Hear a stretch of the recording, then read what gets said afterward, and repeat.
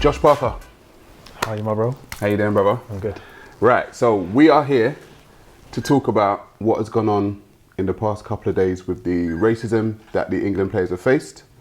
And you are a professional footballer yourself. Yes, I am. So just so to let people know, what is your history of being a professional footballer? So I've been playing professional football since the age of 18. It's all I've ever done. It's been my passion since as long as I can remember. I played in 4 different countries. So I played in the UK, obviously played in the Caribbean, Serbia, Slovenia, and I've travelled to many countries outside of that with international football. So I've kind of experienced it all, considering I never made it to the Premier League. But I've experienced a lot more than most players in football in terms of travelling and just life experiences, really. So you are currently playing for who? Burton Albion in League One. Burton Albion, League One. Yeah, one of the only clubs with a black manager. Oh, really? Yeah.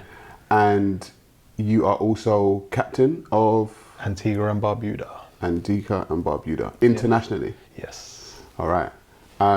So, when you saw the racial abuse after, you know, Saka, Sancho and Rashford missing their penalties, what did you think as a black player yourself?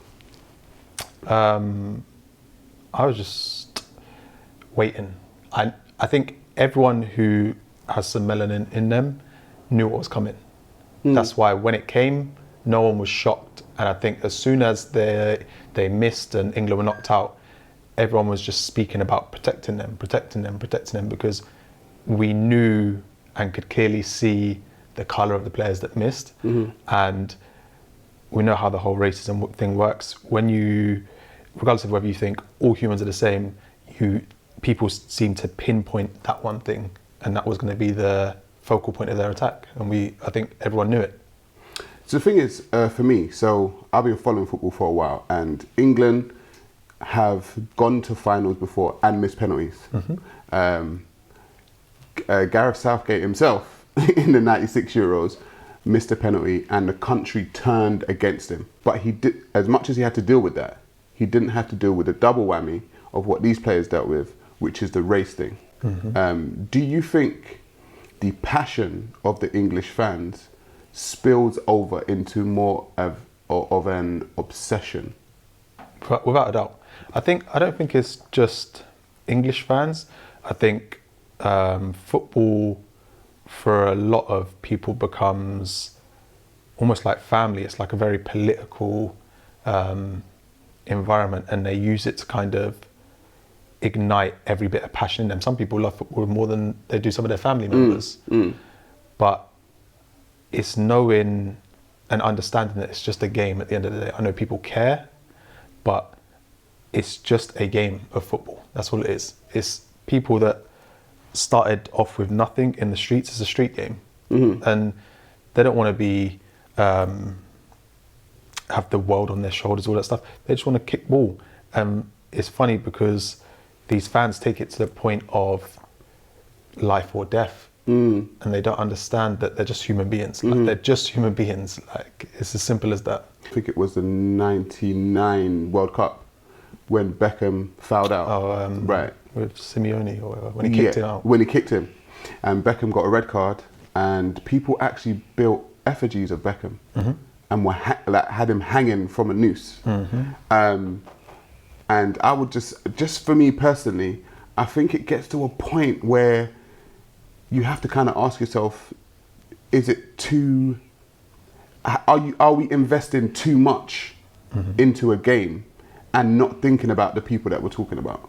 It almost seems like the people are more invested into football and the sport itself than they are on their day-to-day lives. Like, do you know what I mean? Like, it goes beyond the point of passion or caring.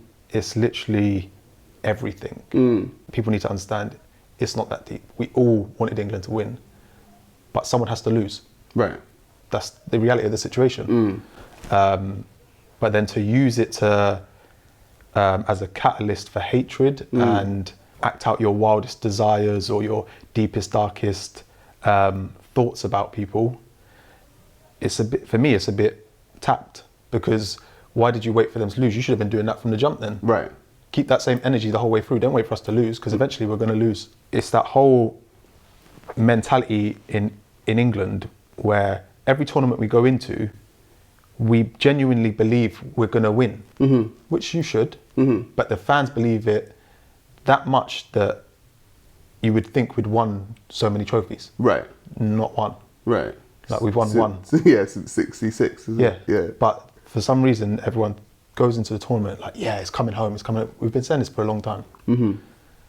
But they need to be realistic with their expectations. So in your career, I said you've been playing football all your life. In your career, have you yourself personally experienced racism within football? Yes, probably more than most people, because of the place that I played. I've experienced it subtly in changing rooms, like you might call it banter, and obviously banter is down to perception. Some people might take it different to me, but when you're raised in that environment, you kind of just become immune to it, and you kind of learn to live with it. Certain things that you'd see in change rooms you'd never speak of, because most of us would probably be in prison or condemned, because it's just that football banter is just crazy. It's but just does like it get that bad though? No, not all. It just depends on, I think for me, it depends on the change room you're in. Like, it just depends. And it's just football. Like, that's all I can say. It's just football. You have to be there to understand it. It is what it is. But when I was playing in places like Serbia, they're so detached from the world and how it works that they still believe we evolved from monkeys, and the only reason we're here is because a human slept with a monkey. Like, that's how crazy they think. So when I was there and I didn't score for my first 2 games for Red Star, which is one of the biggest clubs in history, like, my social media was full of racist stuff. Like, seriously? But I couldn't fathom it, because I understand racism happens on a day-to-day basis. People are subjected to all this stuff on a day-to-day basis. But over not scoring in 2 games, that happens all the time. Yeah, of course. Ronaldo sometimes don't score for 2 games. Right, but yeah. I'm Josh Parker from Slough. Right. And I'm getting like 200-300 messages like, oh, you black monkey, CUNT, oh, you nigger this, you da-da-da. I'm thinking, is it that deep? Right. That I'm responding to them, but like trying to have a conversation. Yeah. And be like, it's only been 2 games. Like, I'm trying to, like, You're trying to make it logical. convince for them. yeah, Like, yeah. I'm like, then I was like, why am I doing this? I had a little, not a fallout with the club. We had a little disagreement that became public in the newspapers. Then this is when the racism went to a next level, where I'm getting messages like, my partner, who I'm with now, she was pregnant at the time, and they were like, I hope your monkey nigger baby dies. If they come here, we're gonna kick it. Yeah, it was crazy. Like, I couldn't process the fact that a human being could say this. You see it on social media, but sometimes I'm like, these people have no pictures, no, they're private. Is it just some made up like little government thing to trigger people? Right. But when I was experiencing it, I can go on the person's profile and see them. See who it is. And I'm like, you're actually like round the corner from me. Like, and you're saying all this stuff, and it's not just like little kids saying it, it's like grown adults. And I'm just like, where do we go? Like, I don't think you can ever erase it. I don't think you can. Did you ever experience that racism from like the top level? Because you know you experience it from fans, but did you experience it actually in the institution yourself? Yes, it's smart racism. What do you mean smart racism? So it's knowing that you're being judged before they even know you. Do you get what I mean? Because of the stereotypes that are attached to black people. Like when we spoke previously, like maybe 2 years ago now, and I said, as a black player, if I speak out and I'm vocal and I'm like angry at half time that we're losing, sometimes, I'm not saying all the time, but it can be painted as if you've got too much to say for yourself or you're a bad egg. But then if a white player might say it, they might turn around and be like, yeah, he's passionate, he's wearing his art on his sleeve, do you know what I mean? Right, yeah. Do you get what I mean? Like, whereas because of maybe the difference in culture, it gets kind of confused. Do you get what I mean? It's a hard thing to explain, but it's literally just lack of cultural understanding.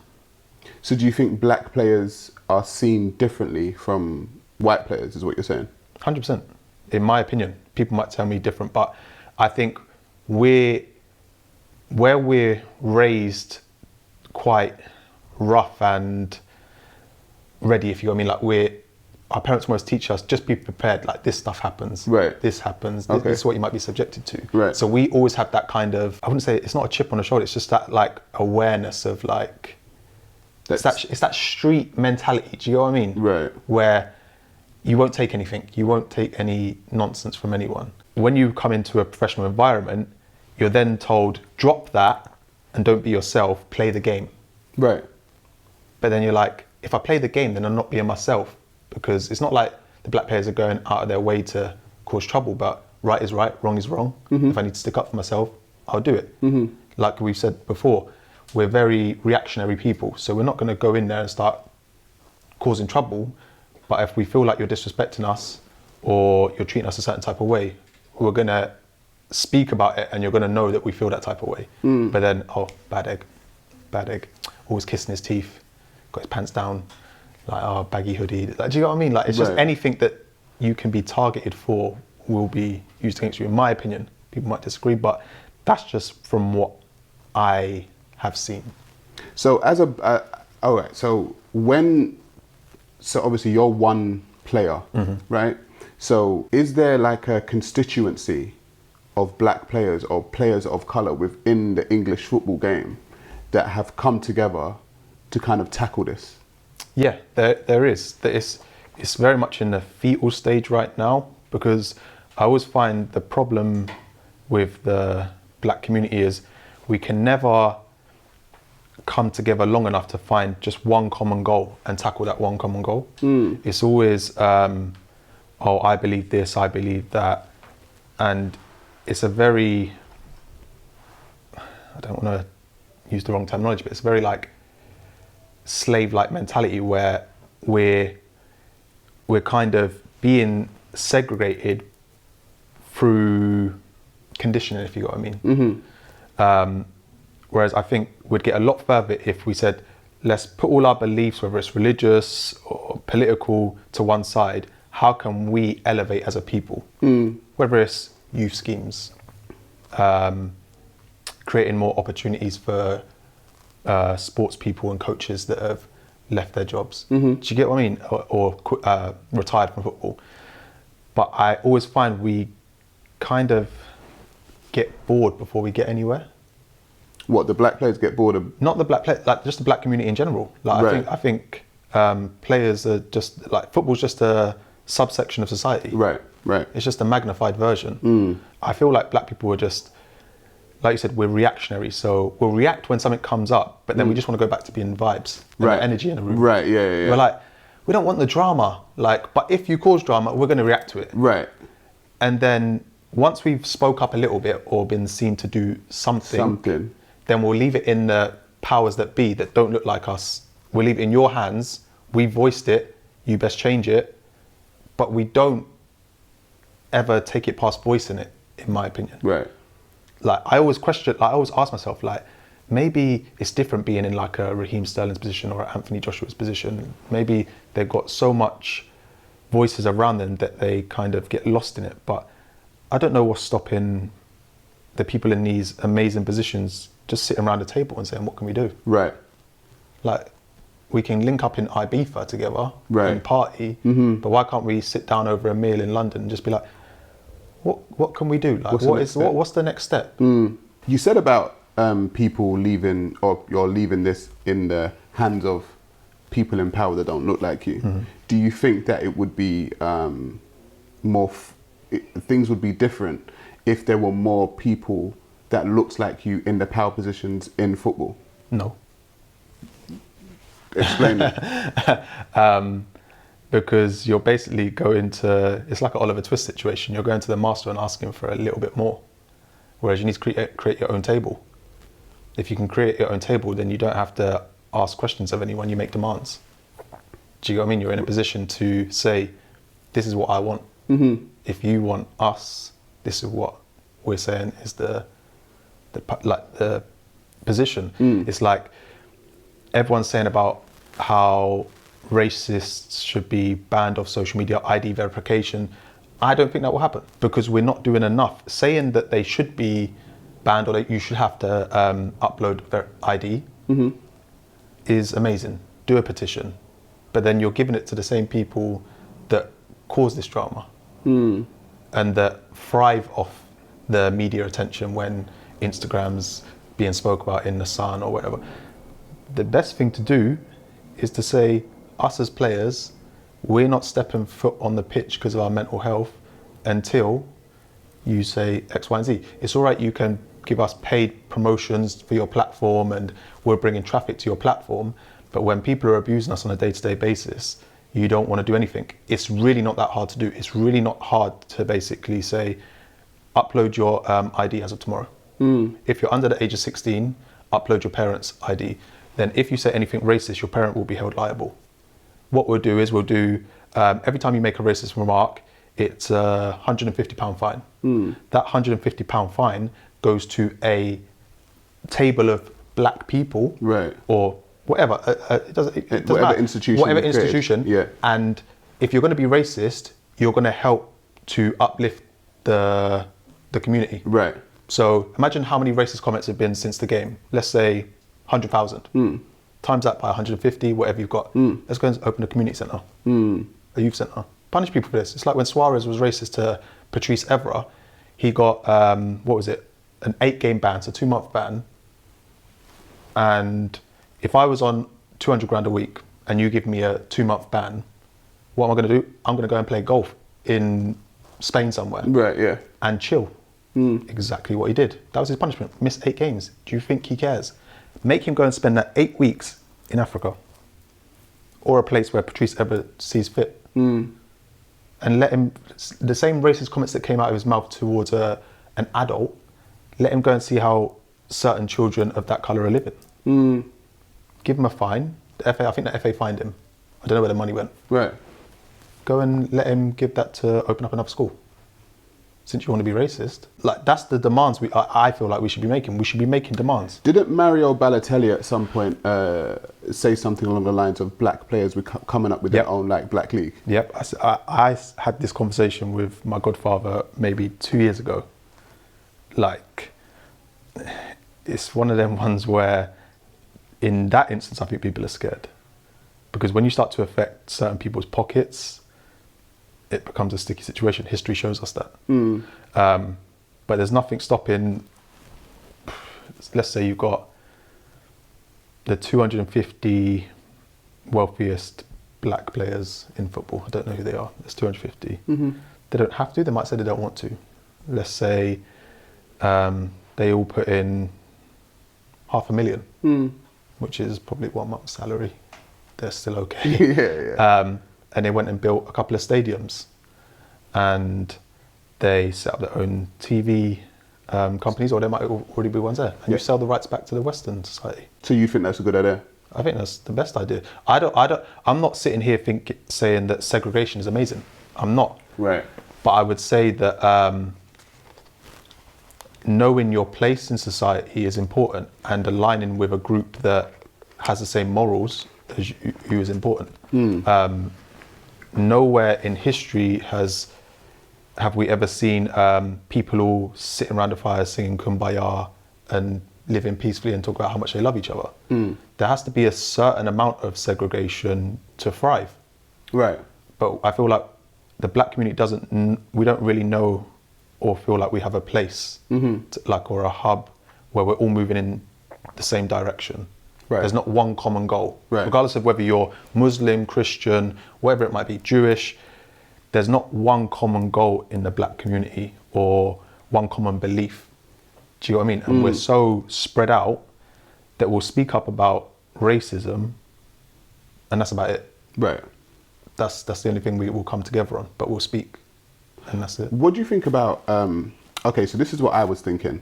When I saw the abuse, I was actually thinking about the young black children in the academies of England that had that dream to actually play for England one day or play in the Premier League or whatever. and what that must have done to them seeing that. And I thought to myself, if they now are, because you play for Antigua, right? But you're British citizen. What was your motivation for playing for Antigua and not England? One, because I wasn't good enough, obviously. Right. That's okay. one. Yeah, but yeah. at the time, I was 17, so never know what might have happened. Right. But the main thing is, I remember having a conversation with, it might have been Jay Simpson, who used to play at Arsenal. But I can't remember who said it to me, but there was one person, when I was at QPR as a kid, who said a statement to me that I've always said since that day. And it was, go where you're celebrated and not tolerated. Right. So I feel like no matter what Raheem Sterling does, no matter what Marcus Rashford does, Jadon Sancho does, they're just tolerated, which shows, because as soon as something bad happens, oh, why didn't Raheem take a penalty in the final? You wouldn't have been in the final without Raheem. So just appreciate you got there. 100%. So just appreciate you got to the final. He made your summer a bit better than it was. And this is what I always speak to, like, the young boys when I go to a new club and say, like, where are you from? They're like, what do you mean? Like, where are you from? And they're saying, like, have you ever thought about playing for them? Like, I don't really know, like, I never really thought about it. I'm like, why not? Because there, when you go home, and I say home as in like your heritage, they celebrate you because they feel like you believe you're from there, and Right. you are. And they celebrate the fact that you actually want to come and represent the country. In England, it's just like, oh yeah, he's really good, and then as soon as you do one bad thing, it's like, oh, he's crap, shouldn't have been playing. Everyone before the tournament was saying Sterling shouldn't have started, shouldn't have been playing. He takes you all the way through the group stage. To the final. To the final. Probably the best player. If not Raheem Sterling, it was probably Kyle Walker. Right. If not Kyle Walker, it was probably Calvin Phillips, all black players. Like, obviously everyone plays a part, but if these players went back home, then I think the English public would see the team for what it really is. Obviously, they've still got amazing players, but you're talking 70% of the starting lineup, if not 80%, aren't British. Well, they're British, but they're not. British, yeah. But their heritage is from another country. Yeah. Yeah. And what makes them want to play for England more often than not is because the public or the teams do this, oh yeah, we're all in it together. Like, they try and make everyone feel like they're important, but then at the drop of a hat, you're the target. I guarantee you, if you got the public to write England's all-time 11, not one black player makes it. Maybe bar Ashley Cole. Ian Wright? Impossible. No? Impossible. Alan Shearer, Wayne Rooney, they'd have all them, like, them kind of players ahead of them. The black players in England, or play for the English team, they're from places like either Ghana, Jamaica, Antigua, other places. What do you think would be the impact if all, like you just said, if all of those players went back to their home country or their heritage's country and did not play for England? And I'm not suggesting that, by the way, but all I'm saying is that, like you said, when you go somewhere where you're celebrated, what would you think would be the impact on the actual England team if you removed the black players from the squad? They wouldn't be as good. That's just my opinion. I don't think they would be as good. People are going to have their opinions. That's just mine. That is just mine. But in terms of what impact it would have on the other nations, your Jamaicas, your Ghanas, economically, and just in terms of bringing traffic towards those countries, it would be astronomical. Look at Jamaica. They've finally started like really applying pressure to these players to be like, come and play for us. We want you back home. They're telling Mason Greenwood, you're not going to play in England's shirt as much as you think you are. Because there's Harry Kane, there's whoever else. Come and play for Jamaica. We want to go to the World Cup. And now you're seeing players like Andre Gray go and play, Bobby Reed. Obviously, they're not your elite level players, but they're very, very good players. Played Premier League games, like a lot of Premier League games. So I think it's going to encourage an influx of British players going to play for the other side of their heritage. Would you say that, in your experience being a footballer, would you say that the reason for you moving so many clubs, because you've moved from A lot of clubs. from a club to club to club, would you say that has anything to do with racism or not? I wouldn't say it's racism. I would say it's, like I said before, lack of cultural understanding, and like I have to take accountability also, like very much so. I always believe in pointing a finger at yourself first, but a lot of it is down to me not wanting to play the game. Right, okay. Like, I don't want to play the game. Like, I'm a very nice person around the place. I'm very positive. I'll get my arm around the young boys. I'll work hard. But if I feel like you're overstepping the mark or being disrespectful, I will speak out. Right. And it doesn't matter if you're my coach or anything. It's just the level of understanding that you're not better than me. You're not above me. As a human being. As a human being. Yeah. You might be my coach, but there still has to be that respect level.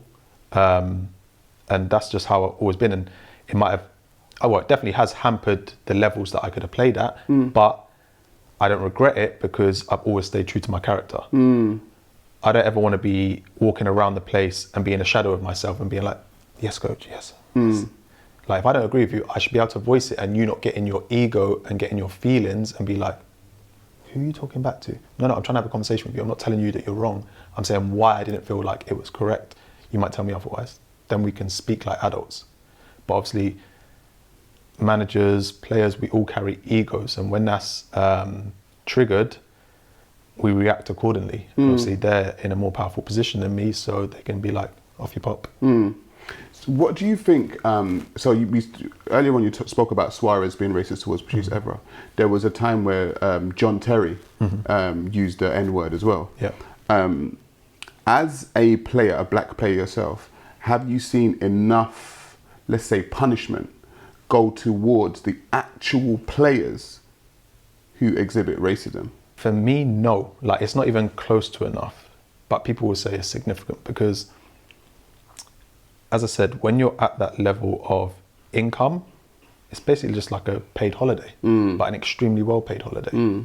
For me, it needs to, the repercussions of your words need to be seen in that community that you're condemning or speaking ill of. Do you get what I mean? That's where I think the real work comes into play, because, like I said, if you think of all of the comments that were out there, and if there were fines in place, it might be too much task, it might be too much hassle for them.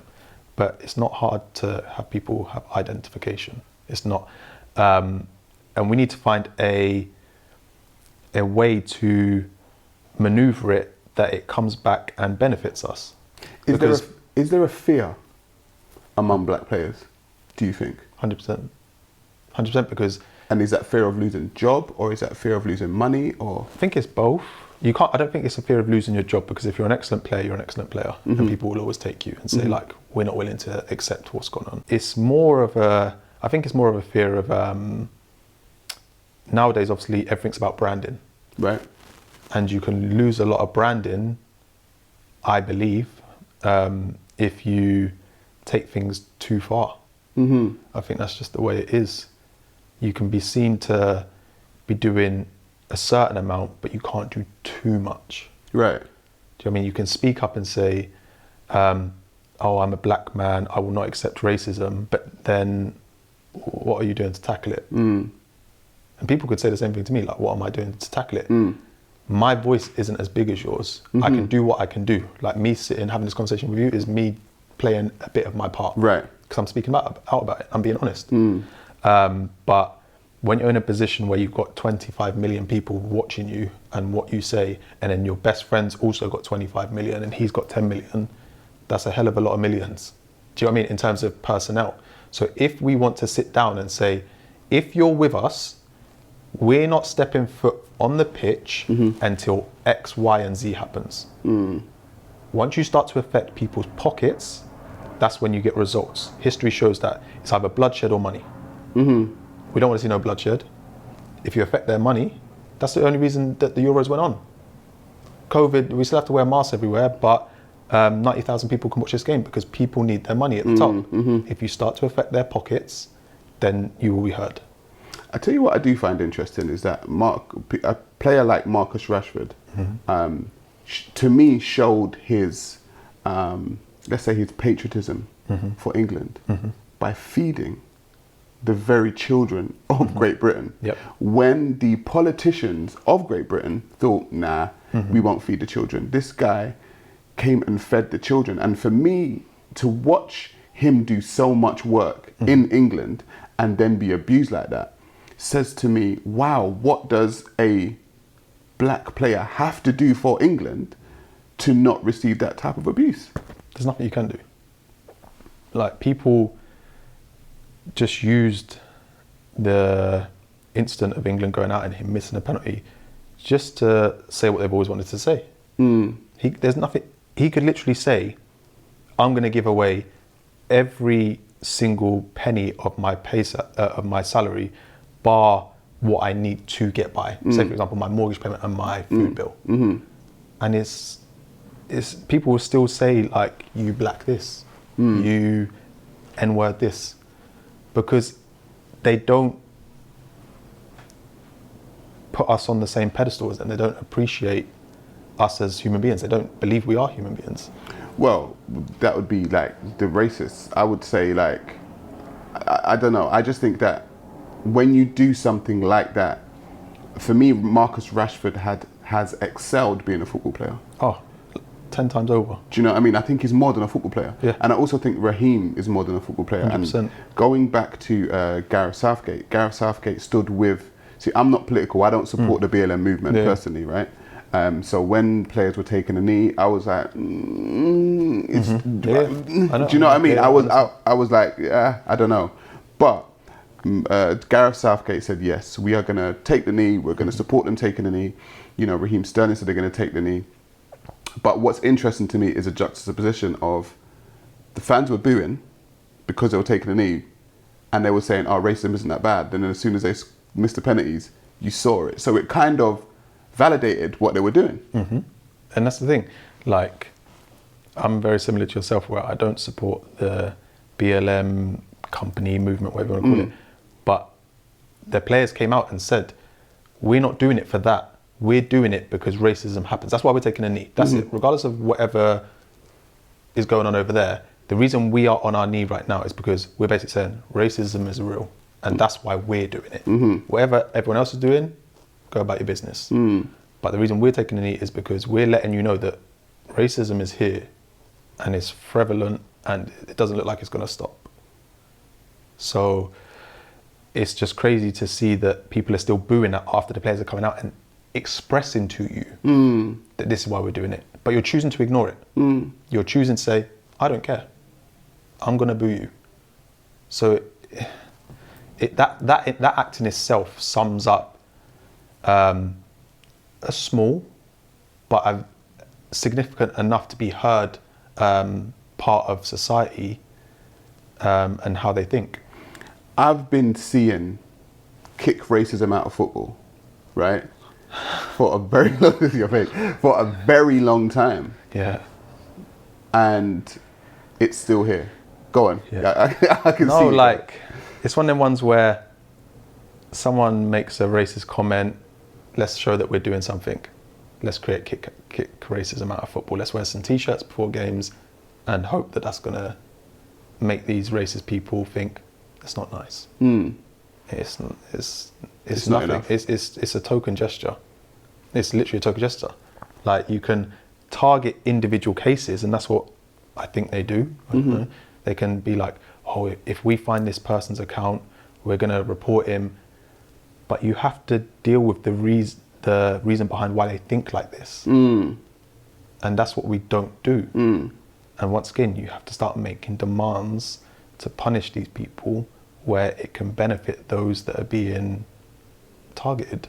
So I personally think, that not all white people are racist. No. However, what happens is that when this happens in the public eye, right, and black people start speaking about it, a lot of white people start saying, oh, don't speak about it, it's not all of us, it's just these. And the thing is, as black people, we know it's not all white people, but a lot of people seem to be uncomfortable Yeah. with just the topic of it being Yeah. brought up. Do you know what I mean? They feel like by the black community saying racism still exists, that you are targeting them. Them, yeah. But it's not the case, because we know like the majority of the country probably isn't racist. But like I said, there's enough racist people in this country to be heard and heard loud and clear. So it's different if there was a fraction where you hear it once every now and again. But there's stadiums like Millwall where they're booing, making monkey charts every game. They've got black players in their team, but then they'll be racially abusing someone who's black on the other team. Like, you know, them kind of mentalities Weird, there. yeah, it It's doesn't like, make sense. Doesn't make any sense, but to them it does. So we need to get to the point where we can, and this is where it gets really deep, where we change the way people are educated. But is that going to happen? Probably not, because people are going to turn around and say, it's not that big of a problem. One fan doesn't make up for the whole of the UK. It's not one fan, it's not one person. It's not. You saw that after the game when people are making racially motivated attacks and stuff like this. So it's so deep, but it's literally just one big loop. We can literally go round in circles and link it to education, to politics, to football, but it's all one in the same. Right. Football is just, like I said earlier on, a magnified version of society. Right. The fans are racially abusing the players or trying to like suppress them or speak down on them, but it's the same at the top. That's why you don't see black people in these places, because they'll be like, we'll have the meeting and we'll try and do something about it. Right. But you can't say too much. You can't speak out too much. Like that's the whole mentality. That's why you need your own table. Your solution would be to create your own league, more so than try and get black people in positions of power within the FA. Not necessarily, because I think the whole league thing isn't a short-term thing. It's not something that can happen overnight. But I would definitely create an organisation, Right. a self-funded one, not taking no funding from the government, not taking no funding from the PFA. If you want funding, go to your people. Right. Go to your Anthony Joshua's, your Raheem Sterling's, your Marcus Rashford. There's so many black players just in the Premier League alone, and say, this is what we're looking to do. This is how much we need. Are you willing to contribute? Then we can make it run, and then we will start making demands on your behalf. And it's not just about you, it's about the 6-year-old that's playing down the park right now that doesn't know what's coming. Right. And that's when you speak about it, I might be making it sound easier than it is, but for me it doesn't sound that complicated. It's to get a group of like-minded people. It doesn't have to be 200. It can be 15 people. You get a lawyer, you get whatever it is, you get people from all different walks of life. So you cover all aspects across the board, and you get them to represent us on a whole when it comes to racism in sport. When it comes to religion and politics and stuff like that outside of sport, leave that alone. We're talking about sports right now, and football is the biggest language in the world. So if you can make a statement in football, it's going to have its ripple effect across the world. Why do you think that players from this country who are British, but who have a heritage somewhere else, who are black, don't play for their country of heritage?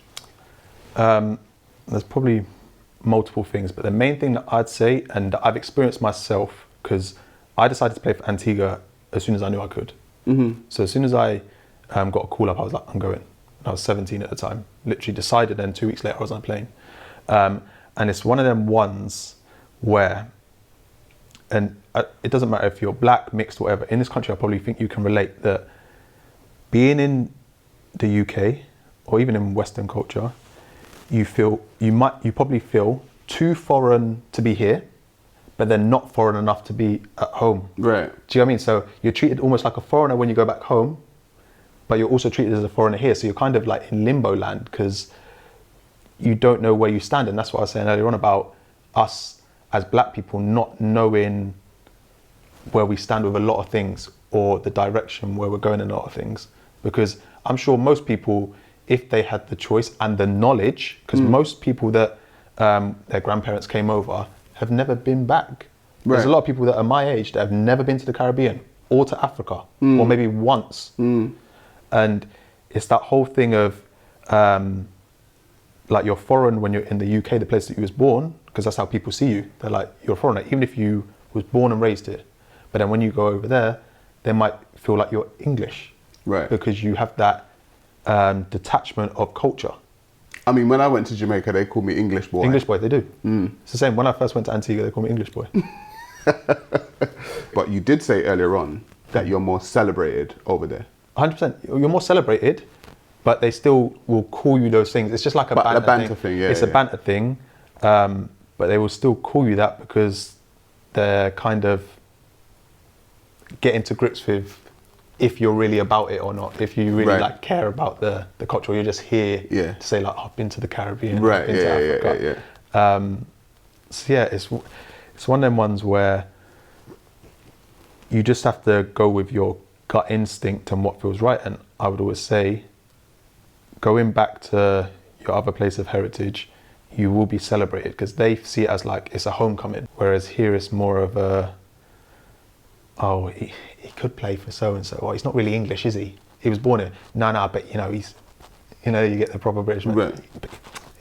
He's dark, isn't he? Like, right. You know, the ones there where they don't want to say it. They're like, you can't be British because you're black. Right. And that's how a lot of people see it. Right. A lot of people don't, and it's more so probably the younger generation. But I'd say 45 and up, 50 and up, a lot of them think like that. And then obviously they're bringing children and grandchildren into the world that have that same mentality. But it's just about, and this is the thing about English culture also, I feel like it almost does this on purpose, where it strips away your culture and makes you try and become a proud Englishman. Right. So then you lose your essence of culture. Right. But then they'll take that culture and spin it and make it seem like it's English culture. Do you get what I mean? Like where they'll take parts of Indian culture, West Indian culture, African culture, and they'll like remix it to benefit them, but then they'll say, this is all English culture. We embody everything. Right. We embody everyone and we're all one. But then as soon as the drop of a hat that something negative happens, it's like, those black people are really troublesome. They're gangsters, they're thugs. Do you know what I mean? So they pick and choose when we're English, right, and when we're foreigners. There's been a lot of contention over the St. George Cross and the flag of England. And some people using it as a symbol of racism, and some people just saying it's a flag of England. You as a English player, a British player, when you see that flag, what does it make you feel? If you see a white person with a St. George's flag on their arm or their leg, usually it's accompanied by a bulldog or something, I think most people's first thought is, you're racist. Right. I think it doesn't mean they are, but it's just the natural first thought. It's probably the same as a white person when they see a black person with a hood up. They think he's a gangster. Right. But when I see that flag, I don't think unity. I don't think we're coming together and working in terms of a common goal. I think, like, when I look at it, it might be wrong. It might be so wrong for me to say it, but I think you're racist. Only because the evidence that I have of that and seeing that would tell me that. Right. When I walk into a pub and I hear people singing songs about German bombings or shouting the N-word or whatever, they usually have that flag on them. So that's how that flag makes me feel. And I don't think I'm the only one. I think a lot of people, when they see that flag, they think you're racist. Listen, Josh Parker, man. Thank you for being so honest, brother. I really appreciate it. I think that you speaking like this, hopefully, other black players will hear your voice as a black player yourself and try and make some change. We, as black people in this country, have invested a lot. You've invested a lot. You pay your taxes here. You play. You know what I mean. You play here, and I just hope people understand that. While we're addressing this situation, we're not saying it can't get any better. We're just saying, listen, this is what it is right now. We want it better, and if we want it better, something's going to have to change.